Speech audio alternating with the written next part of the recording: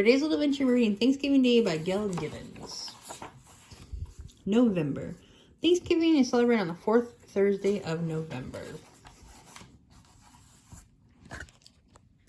Thanksgiving reminds people of the Pilgrims many years ago. The Pilgrims wanted to worship God in their own way, which they had not been allowed to do.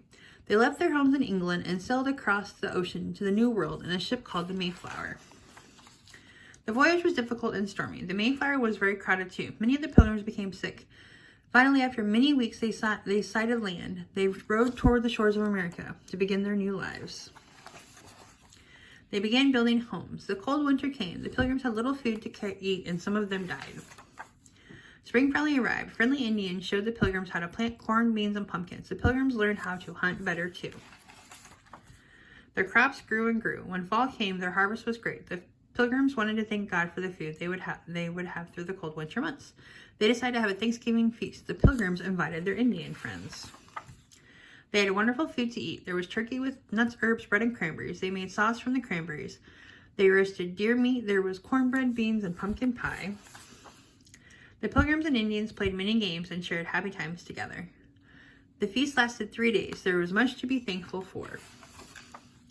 Our Thanksgiving Day is celebrated much like the Pilgrims' Thanksgiving. Some homes are decorated. Corn stalks are gathered together and arranged with pumpkins, gourds, and colorful fall leaves to look like harvest time.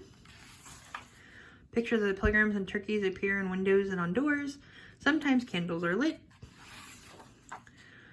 Horns of plenty represent a bountiful harvest, may also be used for decoration. Hymns of thanksgiving are sung and prayers and blessings are spoken.